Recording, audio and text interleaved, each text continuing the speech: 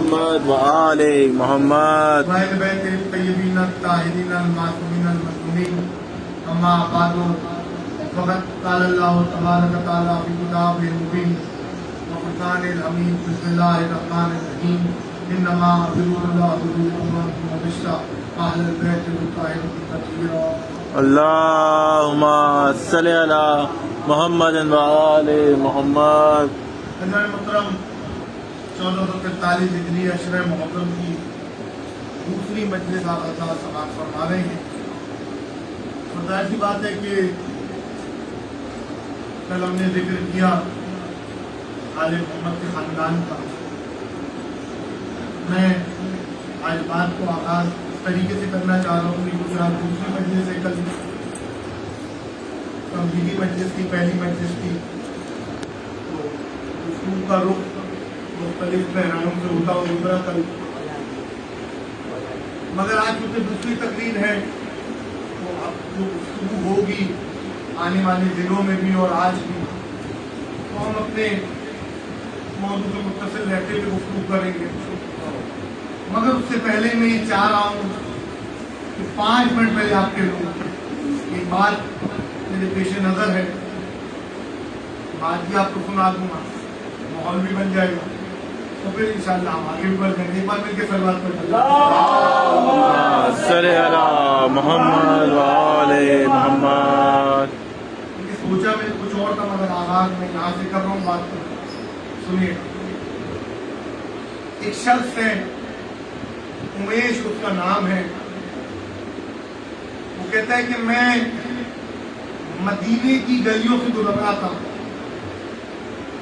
اور میں نے دیکھا, سنیے گا, سننے سے تعلق رکھنے والی بات ہے اور یہیں سے میں نے بات کو اپنے موضوع سے متصل کرتا ہے, بات کو آگے بھی. امیش نامی ایک انسان ہے, وہ کہتا ہے کہ میں مدینے کی گلی سے گزر رہا تھا اور میں نے دیکھا کہ ایک عورت نابینا یعنی کہ اندھی عورت, ایک اندھی عورت جو بینائی نہیں رکھتی ہے, نابینا ہے, اس کے ہاتھ میں پانی کا مشکیزہ ہے, جام ہے, اور وہ یہ کہتی پھر رہی ہے کہ دنیا والوں محبت علی میں پانی پی لو. سنیے گا, بات سننے سے تعلق رکھتا ہے. اندھی عورت ہے, مدینے کی گلی ہے, اور کہتی ہے دنیا والوں عشق علی میں پانی پی جاؤ. اب پتہ نہیں کون سمجھا کون نہیں سمجھا. عشق علی میں اور پانی پی جاؤ, پانی کا جام اس کے پاس موجود ہے. وہ کہتے ہیں امیش میں یہ منظر مدینے میں دیکھ رہا, چلتے چلتے میں نے ارادہ کرا میں مکے جاؤں گا, بیت اللہ خانہ کعبہ کا طواف کروں گا, حج کا موقع ہے, حج اکبر بھی ادا کروں گا. وہ مدینے سے نکلا, مکے چلا گیا, کچھ دن گزرے تھے, وہ مکے میں پہنچا, بیت اللہ کا طواف کر رہا تھا. طواف کرتے ہوئے اپنے عجیب منظر دیکھا, ساتھ دیجیے گا میرا اللہ کے واسطے, طواف کرتے ہوئے امیش نے عجیب منظر دیکھا. وہی عورت ہے کل جو نابینا تھی آج بینا ہے, کل جو اندھی ہوتے ہوئے پانی پلا رہی تھی آج بینائی کے ساتھ وہی مشکیزہ ہاتھ میں ہے. اور کہیے دنیا والوں جس نے مجھے آنکھیں عطا کی اس کے نام پہ پانی پی جاؤ, اس کے صدقے میں پانی پی جاؤ. کہہ رہے لوگوں نے سمجھا نہیں, میں اس کے قریب آیا, میں نے آتے اس عورت گڑیا کو پکڑا, پکارا, میں نے کہا کل تک تو تو اندھی تھی, آج تجھے بینائی مل گئی, آخر ماجرا کیا ہوا؟ کہ میں مکے میں اندھی تھی, میں مدینے میں اندھی تھی, مکے میں بینائی مجھے مل چکی ہے, کل میں نابینا تھی آج میں بینا ہوں. اس کی صرف ایک وجہ ہے. میں نے پوچھا کیا وجہ ہے؟ جس دن تم مجھ سے ملا اور میں کہہ رہی تھی لوگوں دنیا والوں محبت علی میں عشق علی میں پانی پی جاؤ, میں اندھی تھی, میں پانی پلا کے ٹٹولتے ہوئے اپنی عصا کے سہارے اپنے گھر تک پہنچی. میں گھر تک پہنچی تو کوئی عظیم شخصیت میرے گھر پہ آئی, اس نے کہا کیا علی سے سچے دل سے محبت رکھتی ہے؟ میں نے کہا ہاں میں بالکل سچے دل سے امیر المومنین سے محبت رکھتی ہوں. امیش سے وہ کہنے لگی کہ اس شخص نے مجھ سے پوچھا کہ دلیل دے کتنی محبت علی سے رکھتی ہے. کہا اگر میرا دل چیر کے دیکھو تو علی علی نہ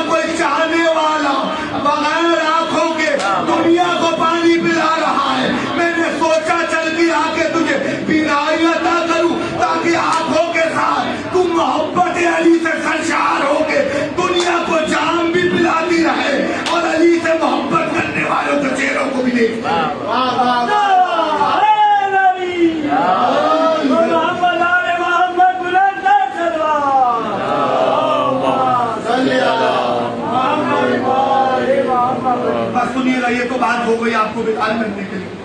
دیکھیے گفتگو یہاں سے بھی کرنا چاہ رہا ہوں آپ سے. اللہ آپ کو سلامت رکھے, آل محمد آپ کو آباد رکھے, خدا کوئی غم نہ دے سوائے ہمیشہ. دیکھیے ان 10 دنوں میں جو ہم نے بات کرنی ہے, جو گفتگو کرنی ہے, وہ ذکر آل محمد. عنوان کوئی ہو, بات ہو, کوئی بھی کر رہے ہوں, ذکر تو آل محمد کو ہوں. مگر میں نے کیونکہ ایک پالیسی بنائی اپنی اور سوچا کہ مجھے کیا کرنا ہے اور کیا کرنا چاہیے, تو پہلے میں نے نگاہ گھمائی. پس منظر سنیے گا, ساتھ دیجیے گا. نگاہ گھمائی کہ مجھے کیا کرنا چاہیے. میں نے سوچا کہ میں اپنی گفتگو کو اسلام کے آغاز سے شروع کرتا ہوں اور کربلا تک آ جاتا ہوں. مگر پھر میں نے سوچا کہ اگر میں آغاز اسلام سے شروع کروں اور کربلا تک آؤں تو بات تھوڑی مشکل ہو جائے گی. بیچ میں کچھ ایسی چیزیں ہیں جو چھٹی چلی جائیں گی, جن کا ذکر رہ جائے گا. تو پھر میں نے سوچا کیوں نہ اس کو پیراگراف کی شکل میں, ٹاپک کی شکل میں, مختلف حصوں کی شکل میں ڈیوائیڈ کیا جائے. اب جب میں ڈیوائیڈ کرنے بیٹھا تو میں نے 2 حصے بنائے.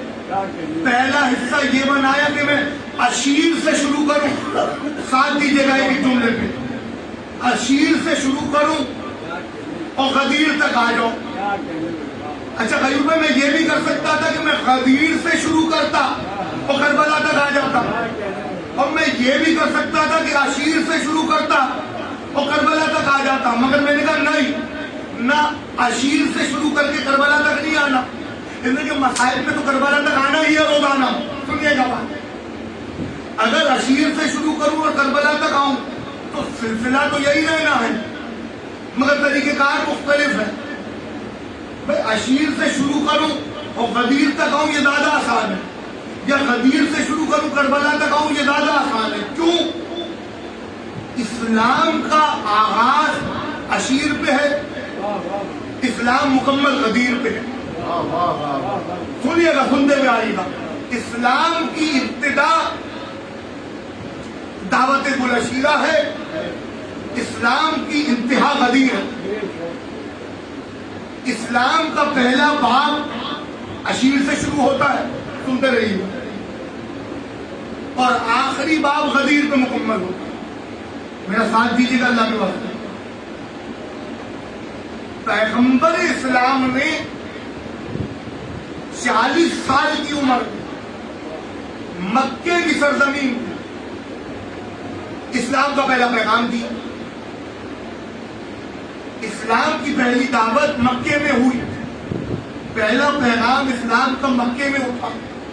محمد نے دعوت پہلے اپنے قریبیوں کو دی. دیکھیے کہ میں نہیں کہہ رہا, اللہ کہہ رہے ہیں نبی سے کہ ہے میرا حبیب پہلے اپنے قریبیوں کو دعوت دو.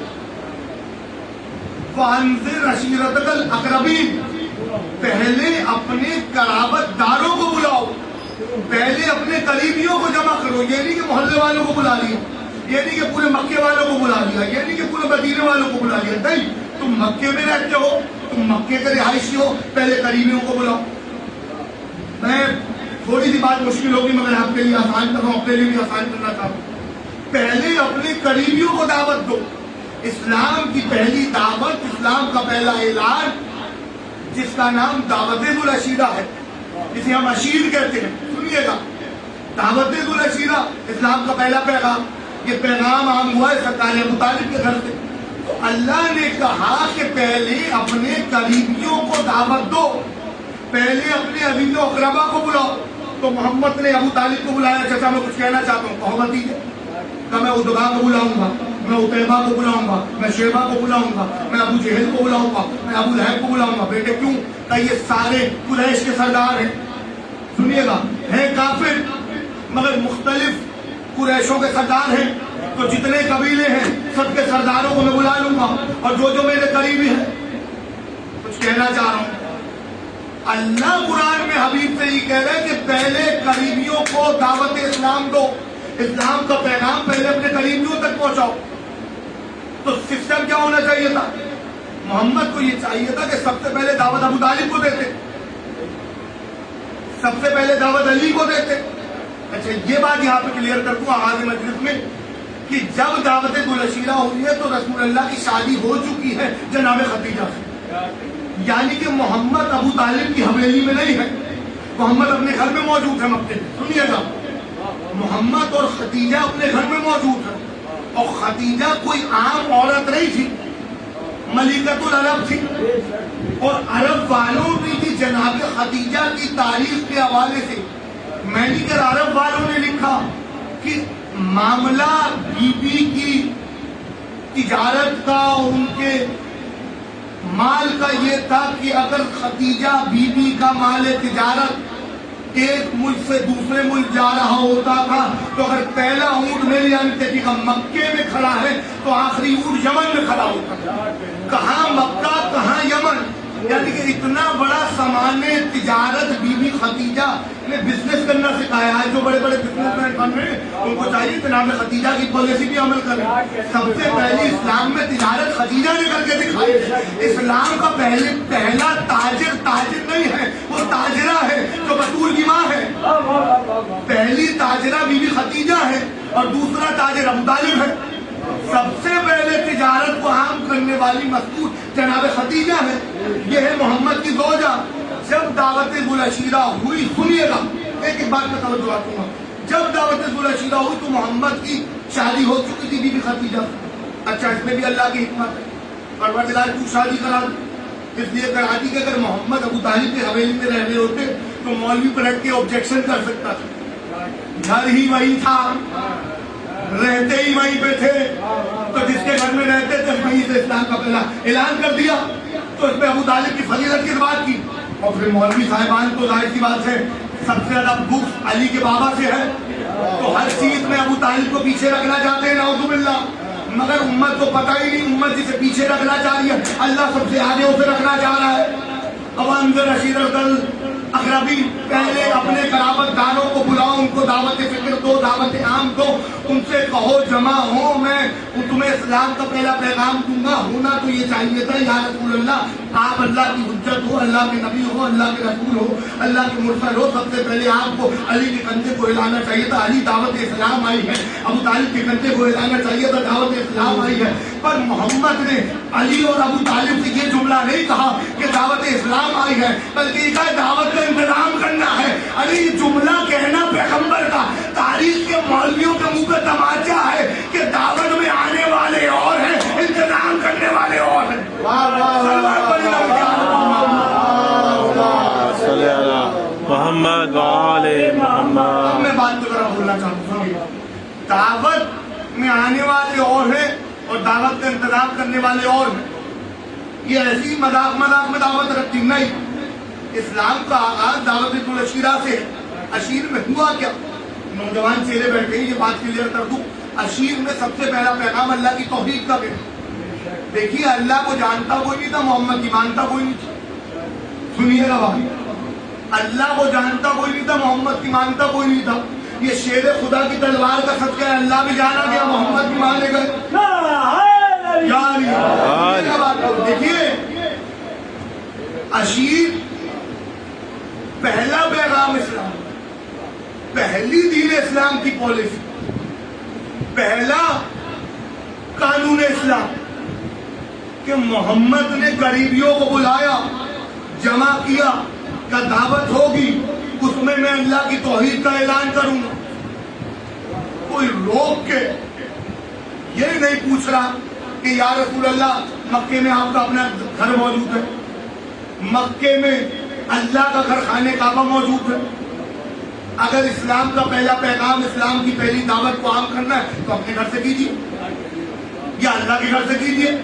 تو جواب نبی یہ آئے گا کہ کعبے میں بت رکھے ہوئے ہیں، میں نہیں چاہتا کہ بتوں کی موجودگی میں اسلام کا اعلان ہو۔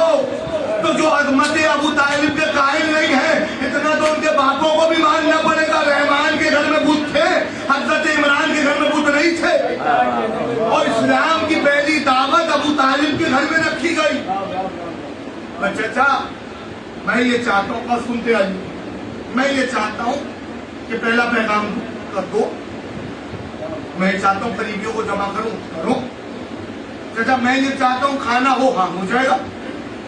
ارے کچھ چچا ایسا ہو تو کائنات کے عالم و عالم میں, لوگ تو اپنی اولاد کے لیے جمع کرتے کرتے مر جاتے ہیں, بھانجے بھتیجوں کو کون سوچتا ہے؟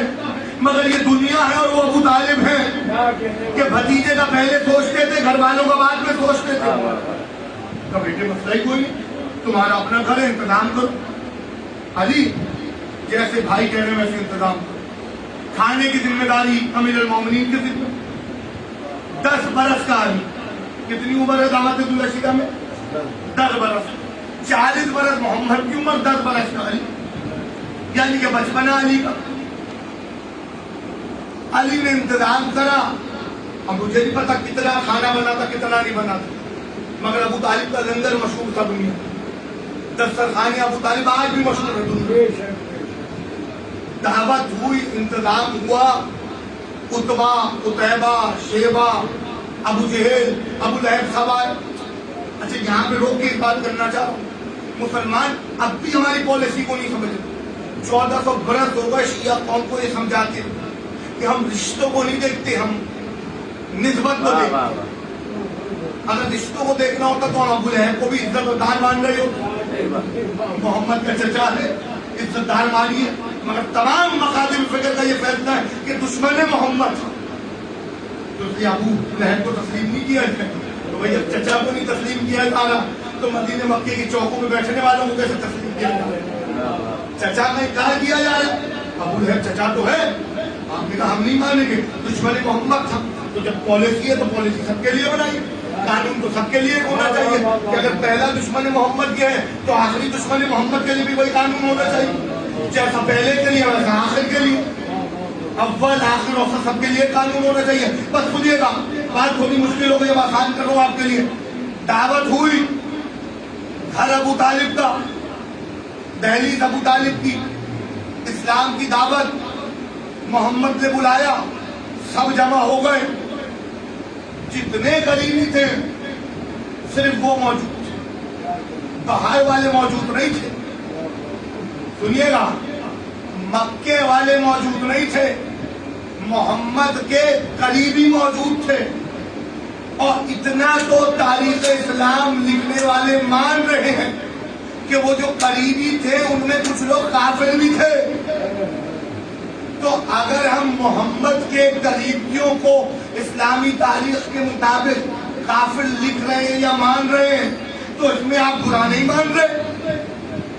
اور جنہوں نے اونٹ کے اونٹ چرا لیے, اگر ہم ان کا بتائیں کہ ان کے آبا و اجداد کافر تھے دعوت الرشیدہ کے موقع پہ تو آپ پریشان ہو جاتے ہیں, آپ گھبرانے لگتے ہیں. میاں ان کی نہ بات کیجیے, بات میں تو ان سے بڑا مسلمان کوئی نہیں تھا. یہاں پہ جملہ اپنا نہیں کہوں گا, سرکار اللہ پریشان ہے آپ کی, مرحبا اللہ مقام. آپ بھی صاحب فرمایا کرتے تھے اسلام کے ساتھ حادثہ یہ ہوا کہ کل کا 3rd کلاس کافر آج کا 1st کلاس مسلمان بن گیا. یہ سب سے بڑا جرم ہوا اسلام کے ساتھ کہ جو کل کا 3rd کلاس تھا آج کا 1st کلاس مسلمان بن کے بیٹھ گیا. اور حکومت اس کی ہے, بادشاہت اس کی ہے, ریاست اس کی ہے, اور مسلمان پیچھے جا رہے ہیں. بس سنیے گا, دعوت ہوئی, کافر شریک ہوئے, کھانا پینا کھایا اور چل دیے. جب اٹھنے لگے تو محمد نے کہا میں کچھ کہنا چاہتا ہوں, تو ابو لہب نے کہا بس بھائی بس ہم نہیں سنیں گے, اب جان.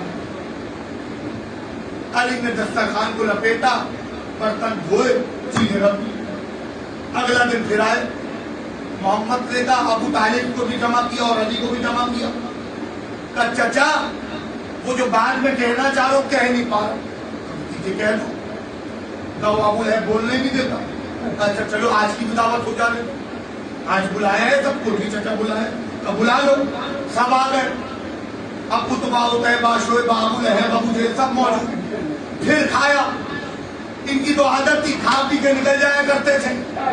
ارے کوئی مجلس حسین تھوڑی ہے کہ مجلس کے بعد لنگر تقسیم ہوتا ہے, اور لنگر کی لالچ میں تھوڑی لوگ رکتے ہیں, ذکر حسین کی محبت میں لوگ رکتے ہیں. وہ تو صرف کھانے کے عادی تھے, کھایا پیا نکل گئے. پھر کھایا, دوسرا دن جانے لگے. محمد نے کہا رکو کچھ کہنا چاہ رہا ہوں, نہیں رکے, چلے گئے. جب اٹھ کے چلے گئے سب, کبھی نہ پریشان ہونے والی نبوت، ماتھے پہ پریشانی کا پسینہ آئے گا، 40 برس کی نبوت، ادھر محمد کے ماتھے پہ پریشانی کا پسینہ آیا، ادھر ابو طالب قریب آئے، بھتیجے گھبراتے کیوں؟ میں نے کہا تھا نا کہ دعوت جتنے دن ہو رہی ہے ہونے دو، کوئی مسئلہ نہیں، تمہارا چچا موجود ہے مال لگانے کے، پریشانی کی کوئی بات نہیں، کل پھر بلا لو، چچا بلا تو لوں، سنیے محمد کی حکمت سنیے، بلا تو لوں، آئیں گے کھائیں گے چلے جائیں گے، کہ بیٹے کل کا دن آنے دو، ہم بھی بتا دیں کہ ہم تمہارے چچا ہیں اور دنیا کو پتہ چل جائے گا یہ ابو طالب ہے۔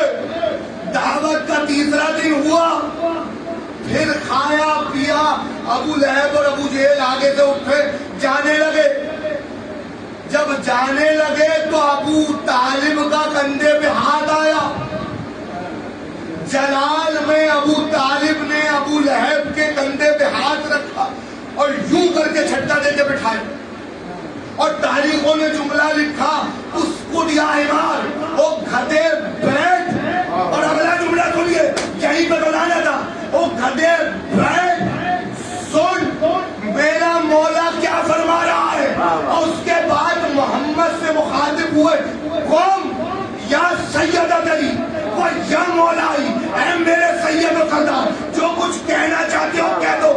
تاریخ عالم لکھ رہی تھی کہ تاریخ آدم و عالم میں پہلی بار کسی نے مولا لفظ کا استعمال کرا، اور استعمال کرنے والا ابو طالب تھا، یعنی کہ مولا لفظ کا بانی ابو طالب ہے، اور بنایا کس کو مولا؟ ساتھ دیجیے گا محمد رسول اللہ کو۔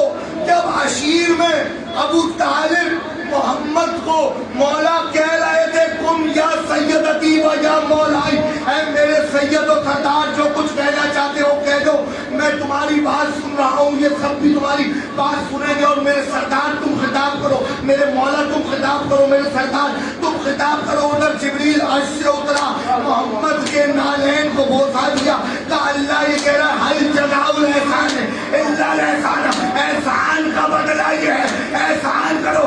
آج عشیر میں ابو طالب نے تمہیں مولا بنایا، کل خدیر میں اس کے بیٹے کو مولا بنانا بھول نہ جانا۔ وہی ہوا جب خدیر کے میدان میں پہنچے، محمد کو یاد آیا چچا نے اٹھایا تھا، مولا بنایا تھا۔ عشیر کے میدان میں محمد نے اتنا اونچا اٹھایا کہ بغلوں کا نور امت کو نظر آ رہا تھا۔ یہ کیسا بے غیرت مولوی ہے جس کو محمد کی بغلوں کا نور تو نظر آ گیا، اوپر اٹھا ہوا علی نظر نہیں آیا۔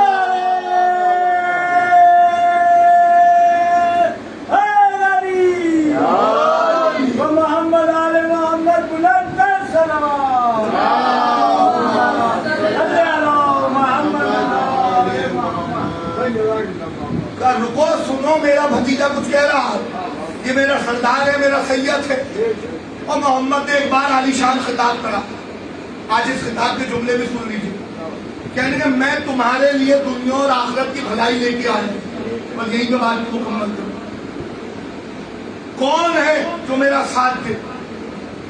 تاریخوں نے بلا اتفاق لکھا کہ 10 برس کا علی کونے سے کھڑا، مجمع کے بالکل کونے میں امیر المومنین بیٹھے۔ 10 برس کا بچہ کیا سمجھ ہوتی ہے بچے کی، مگر دوسروں کے بچے بچے تھے، علی بچپن میں بھی امام تھا، علی بچپن میں بھی مولا تھا، علی بچپن میں بھی بادشاہ تھا، علی بچپن میں بھی حاکم تھا۔ کھڑا ہوا 10 برس کا بچہ، انگریز لکھتا ہی کرائڈ، وہ چیخا، چلایا اور کہنے لگا I shall break the bones of your enemy، میں آپ کے دشمن کی ہڈیاں توڑ دوں گا یا رسول اللہ۔ اتنا قیمتی جملہ علی نے دعوت العشیرہ میں تاریخ کے مورخوں سے لکھوا دیا۔ اگر یہ کہتے یا محمد میں تمہارے دشمن کی ہڈیاں توڑ دوں گا، میں تمہارا مددگار، میں تمہارا حامی، میں تمہارا ناصر، تو جب تک محمد کی زندگی رہتی تو مدد رہتی، مگر علی نے محمد نہیں کہا بلکہ کہا یا رسول اللہ۔ ارے ساتھ تو دیجیے ملا کہ سب سے پہلے علی نے اللہ کے بعد سب سے پہلے علی نے یا رسول اللہ کہا۔ یہ باتیں رہنے دیجیے، وہ پہلے لائے تھے اسلام کو، بعد میں لائے تھے، وہ ان کے بعد لائے تھے۔ اشیر میں تو بڑے بڑوں کا نہیں پتا تھا. جملہ کہوں, جب دعوت العشیرہ ہوئی تو لوگ کنکر کو شنکر مان رہے تھے, لاش منحوسی کی پوجا کر رہے تھے. بڑے بڑے کو پتہ ہی نہیں تھا اسلام کسے کہتے ہیں, دین کسے کہتے ہیں, شریعت کسے کہتے ہیں, آئین کسے کہتے ہیں, قرآن کسے کہتے ہیں. اور علی نے کہا میں آپ کے دشمن کی ہڈیاں توڑوں گا یا رسول اللہ. تاریخوں نے لکھا, بس دو چار دن میں سنی, تاریخوں نے لکھا کہ محمد قریب آئے اور کہا علی بیٹھ جاؤ, بٹھا دیا. کون ہے جو میرا ساتھ دے, اور اگر آج کسی نے میرا ساتھ دیا, میرا حامی, میرا ناصر, میرا مددگار. دوسری بار پھرتا, پھر وہی بچہ کھڑا ہو. یعنی کہ پورے مجمع میں کوئی بہادر نہیں تھا, کوئی ایسا شیر نن نہیں تھا, کوئی ایسا مرد کلندر نہیں تھا, کوئی ایسا بہادر نہیں تھا جو محمد کی حمایت کرتا. ابھی تو کوئی حامی ہے ہی نہیں نبوت کا. اکلوتا علی, ابو طالب کا بیٹا, ابو طالب کا خون, ابو طالب کا جگر, ابو طالب کا نام, وہی 10 برس کا علی کونے سے کھڑا ہوا, کہا میں آپ کا حامی. پیغمبر آئے, پھر قریب آپ مل جائیں, دیکھیے مسکرائے, کہا جی ابھی تو بٹھایا تھا. نبی سوچ رہے ہیں اور دیکھ بھی رہے ہیں, ایسا نہیں کہ نبی بچہ سمجھ رہے ہیں, نبی کو پتا ہے علی ہے, امت کو نہیں پتا, بتانے کے لیے. کہا بیٹھ جاؤ, پھر بیٹھ گئے. تیسری بار پھر کہا کون ساتھ دے گا, اور جو ساتھ دے گا وہ حامی, ناصر, مددگار. علی پھر کھڑے ہو گئے, کہا میں آپ کا حامی, میں آپ کا ناصر, میں آپ کا مددگار. اب جب تیسری بار کہا, خدا کی قسم تاریخوں نے جملے لکھے, اور یہیں تک آنا تھا وقت نکالا ہوگا کہ ایک بار سینے سے لگایا. خدا کی قسم محمد ہر ایک کو سینے سے نہیں لگاتے, اور جس کو لگا لیتے تھے اس کو چھوڑتے نہیں تھے. یوں تاریخ لکھتی ہے, یوں دبوچا پیغمبر سینے میں سے لگانا, اور یوں دبوچا میرا مومن. 10 برس کا علی ہے اور 40 برس کی محمد کی نبوت کا شباب ہے, اور 10 برس کا علی کا بچپنا ہے. جملہ کہوں, جتنی عمر عشیر میں علی کی تھی اتنی عمر صفین میں عباس کی تھی. تو بچپنا ہے, جیسا بچپنا عشیر میں ہے ویسا بچپنا صفین میں 8 محرم کو اثر ہوا. سنیے گا, ایک بار دبوچا, جملے سننے اللہ کے واسطے, ایک بار دبوچا اور کہنے لگا یا علی انت اخی فی الدنیا والآخرہ, تو دنیا میں بھی میرا بھائی, تو آخرت میں بھی میرا بھائی.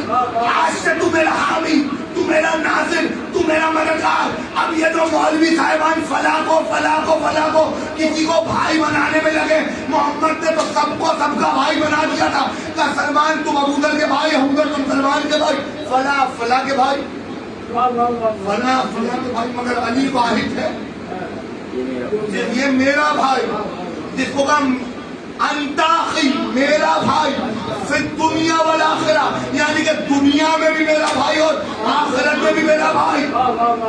تقریر لمبی ہو رہی ہے مگر جملہ کہہ دوں پر آئے سے آغاز کروں گا آگے, کہ محمد نے بھائی کو دبوچا, سینے سے لگایا, ماتھے پہ بوسہ دیا, کہا تو میرا بھائی. آج مشکل ہو گئی تقریر, مگر میں نے گفتگو کا آغاز کرنا تو تھا نا, بس یہیں سے کل بات کو آگے لے کے چلوں گا. سنیے گا, ایک بار ماتھے پہ بوسہ دیا اور کہا سنو, آج سے میرا بھائی ہے, جملے پہ غور کیے گا, آج سے میرا وزیر ہے اور آج سے میرا ناصر ہے.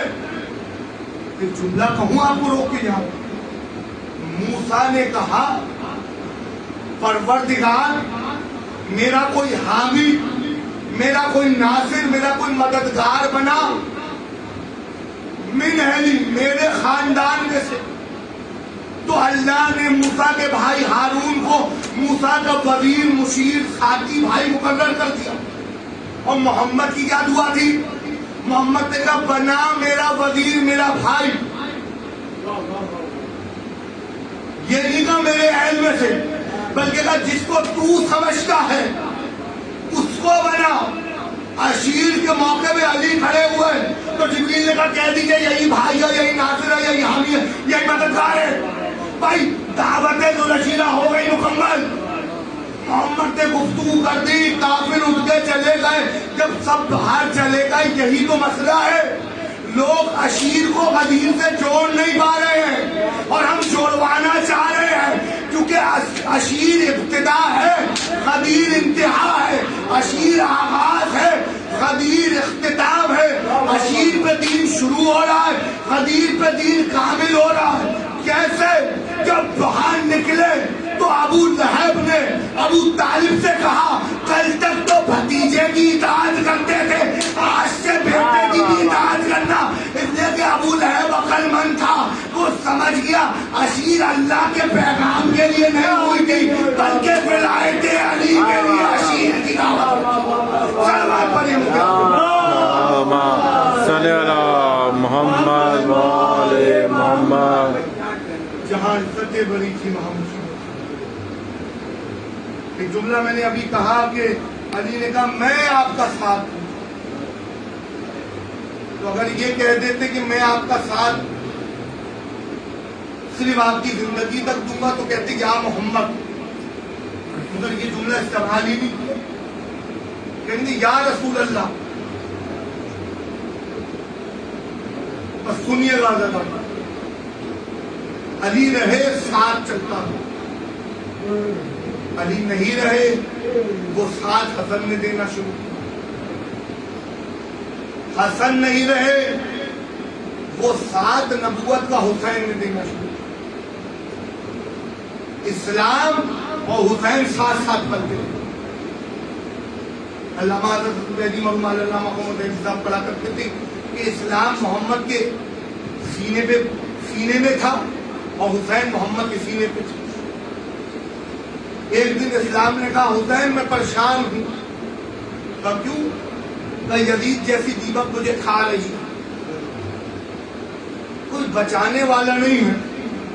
ایک بار حسین اٹھے، بچپنا حسین، تو میں تجھے بچاؤں گا نانا کے دین، تجھ پہ حرب آ جائے اور حسین برداشت کر لے، یہ ممکن نہیں ہے۔ نانا کے دین کو بچانے کی خاطر 28 رجب قریب نے مدینہ چھوڑا، بقول میر انیس کے جنگل میں دل کے پیاروں کی بستی بسائے گا نانا حسین اب نہ مدینے میں۔ 28 رجب قریب نے مدینہ چھوڑا، 2 محرم کربلا میں پہنچے، 3 شوال مکے میں والد ہوئے، 8 ذوالحجہ مکے کو ودا کرا، 2 محرم کربلا میں پہنچے۔ تاریخیں لکھتی ہے ابھی کربلا پہنچے نہیں تھے، احرام کو توڑ کے سفر میں تھے امام مقبول۔ 9 ذوالحجہ تھی، سفر تھا سلطان کربلا کا۔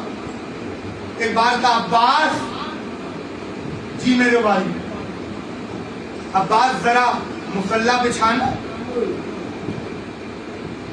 دوران سفر محملوں کو ٹھہرایا گیا، حسین نے مصلی بچھوایا، اللہ کی تسبیح و تحلیل میں سلطان کربلا مصروف ہوئے، سننا آگا تھا۔ ایک بار مصلی سے بے ساختہ اٹھے، کوفے کی جانب رخ کیا اور کہنے گے السلام علیکہ یا سفیرۃ الحسین۔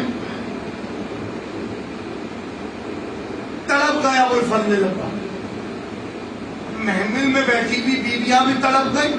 ایک بار کا فضا میرا بھائی کس کو سلام کر رہا تھا؟ ایسا تو نہیں بھیا مسلم آ گیا؟ ذرا خبر تو لگا ہوا کیا ہے؟ ایک بار فضا بی بی نے حسین کے قریب آئی تو دیکھا چہرہ متغیر تھا، ثانیہ زہرا کو بلایا، عباس جلی قریب آئے، عباس نے کہا مولا کیا ہوا؟ ثانیہ زہرا نے کہا آقا کیا ہوا؟ کہا دیکھو میں کیسے بتاؤں، میرے بھائی مسلم نے ابھی سلام بھیجا تھا، مسلم کے سلام کا جواب دے رہا تھا۔ عباس نے کہا آقا کیا ہوا؟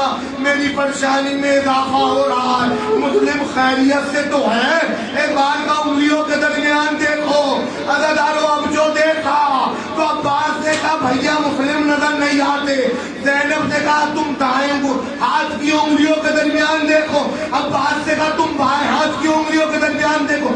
اب جو زینب نے دیکھا نظروں کو ہٹایا، کہا مولا، کہا بھیا مسلم تو نظر نہیں آتا، کوئی ضعیف ہے، سر میں خاک ہے، چہرہ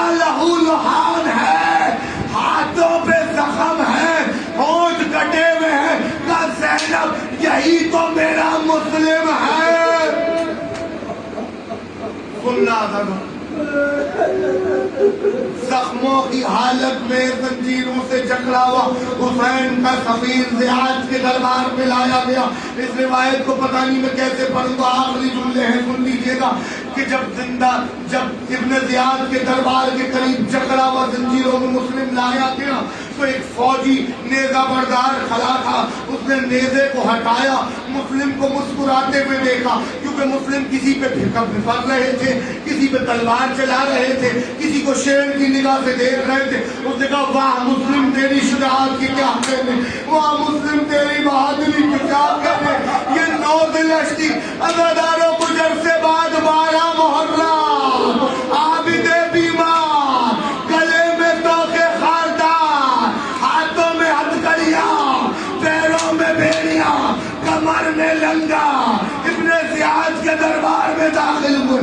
وہی فوجی نیزہ بردار, اس نے کہا مولا مسلم امام نہیں تھا مگر سر اوپر کی جانب اٹھا ہوا تھا, مارنے کے لیے دوڑتا تھا, کاٹنے کے لیے دوڑتا تھا, مگر آپ کا سر جو جھکا ہوا کہ تو نے انصاف نہیں کرا. چچا مسلم بے شک بہادر تھا پر مسلم کا آنا اور بات ہے, سجاد کا آنا اور بات ہے. مسلم اکیلا آیا تھا, میرے ساتھ فاطمہ کی بیٹیاں محمد کی نوازیاں آئی ہے, چچا مسلم اکیلے آئی. سننا دارو آخری جملے زنجیروں میں جکڑے ہوئے مسلم سے کسی نے کہا امیر کو سلام کر کہ میرا امیر کوئی نہیں سوائے حسین کے, ہمارا کوئی امیر نہیں سوائے حسین کے. حسین منزل زمانہ پہ موجود ہے, غریب نے کرسی کو چھوڑا کا مسلم آج عالم غربت میں تو نے حسین کو امام کہا. آج سے دنیا تجھے امیر مسلم کہے گی اور مجھے غریب حسین کہے گی. وہ منزل آئے دارالامارہ کی چھت, جلاد کی تلوار, مسلم تلوار کے نیچے. ایک بار چہرے کو اٹھایا کہ رو کبھی تلوار نہ چلانا. جلاد نے کہا کچھ کہنا چاہتے ہو؟ ہاں کچھ کہنا چاہتا ہوں. چہرے کو اٹھایا, رخ کربلا کی جانب کرا کہ مولا کربلا سے یہاں مدانہ, کوفے مدانہ, مولا زینب ام کلثوم کو ساتھ نہ لانا. ایک بار دارالامارہ کی چھت سے نیچے جھانکا, مسلمان کھڑے تھے. کل عید ہے, میرے 2 چھوٹے بچے مجھے ڈھونڈتے ہوئے آئیں گے, ان کو مارنا مت, اذیت مت دینا, مدینے پہنچا دے. تلوار چلی. عباس یہ منظر حسین کی انگلیوں سے دیکھ رہے تھے. ایک بار غازی کو جوش آیا کہ مولا ذرا کوفے پہنچاؤ, عباس جنگ کرو گے؟ آقا جنگ نہیں کروں گا, وہ جو سر دارالامارہ سے زمین پہ آ رہا ہے اسے گود میں لے لوں گا. عباس غور سے دیکھو, اب جو دیکھا ایک برقعے والی بی بی, میرے لال میں تیرا مختلف